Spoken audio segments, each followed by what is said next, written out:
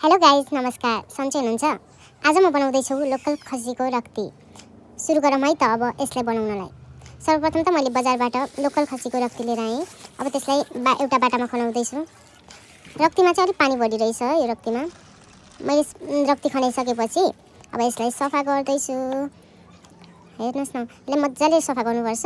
हेर्नुहोस् त हार्ट सेपको रहेछ, त्यही भएर मैले हजुरहरूलाई पनि देखाएँ। अब यसलाई मजाले धुने अनि धोइसकेपछि अनि यसलाई यसमा नुन, बेसार, जिराको धुलो, खुर्सानीको धुलो हालेर मजाले मिच्नुपर्छ। हातले मिच्यो भने चाहिँ पछि डल्ला पर्दैन। अनि मजाले यसलाई हातले मिच्ने। मलाई चाहिँ अलि ठुल्ठुलो चोक्टा मनपर्ने भएको भएर मैले चाहिँ यतिको बनाएँ।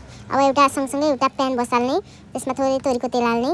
तेल चाहिँ अलि नपुग्ने भएर मैले फेरि यसमा तेल थपेँ।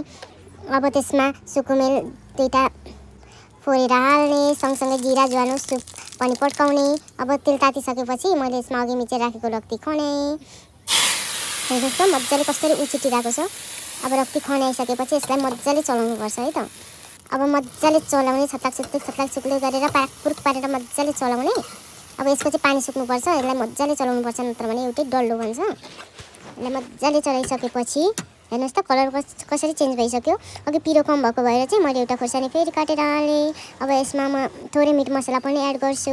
अघि पनि राखेको थिएँ, अब थोरै अलिकति पाक्ने बेला पनि राख्यो भने स्वाद चाहिँ मिठो आउँछ कि। हेर्नुहोस् न, पानी सुकेर यस्तो भइसकेको छ। अब यसमा मैले थोरै टिमुरको धुलो मनपर्ने भएको भएर थोरै टिमुर कुटेर धुलो पनि हालेँ।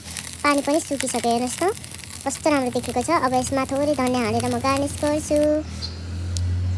अब यसलाई चाहिँ अब यो चाहिँ पाकिसक्यो, यसबाट पानी पनि सुकिसक्यो। मैले यसलाई प्लेटिङ गरेँ।